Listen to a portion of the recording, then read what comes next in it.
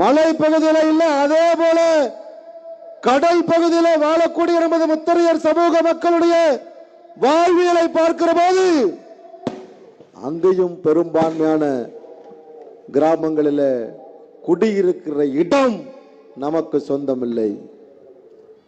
அடுத்து டெல்டா எல்லா பகுதிக்கும் போகிற போது எல்லா பகுதியிலும் இருக்கக்கூடிய மிகப்பெரிய வருத்தம் தருகிற செய்தியா எது இருக்குன்னா, இருக்கிற இடம் நமக்கு சொந்தம் இல்லைன்னு சொல்றான். சரி, அதற்காக பேசுகிறோம். அடுத்தது,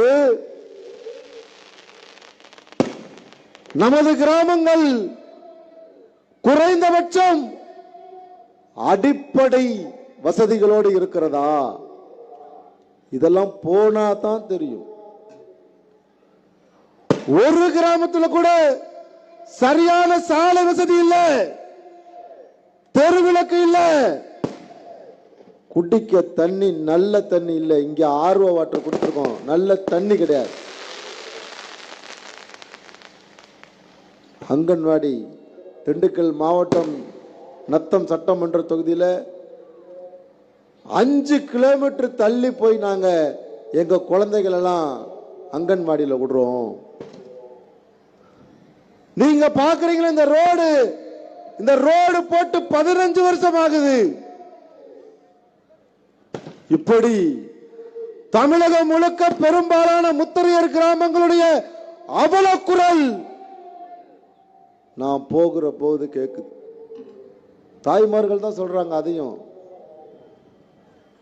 இளைஞர்கள் பெரியவர்கள்லாம் எதையும் சொல்லல, தாய்மார்களுடைய அவலக்குரல் கேக்குது. நம்மால் என்ன செய்யறோம்? தமிழ்நாடு முழுக்க நாடாண்ட சமூகம், 1000 கால வரலாறுக்கு சொந்தமான சமூகம் இந்த முத்தரையர் சமூகம். அப்படியே வச்சுக்கவன நாடாண்ட சமூகம், ராஜ வம்சத்தில் வந்த சமூகம், நாமெல்லாம் முத்து ராஜாக்கள் அப்படின்னு இந்த மனிதர்கள் என்ன பண்றோம்? இவனுக்கு நடக்கிற அவலத்தை தமிழகத்தில் இருக்கக்கூடிய 80 சங்கம்னு சொல்றான், ஒருத்தன் கூட பேசுறது இல்ல. காரணம் என்ன தெரியுமா?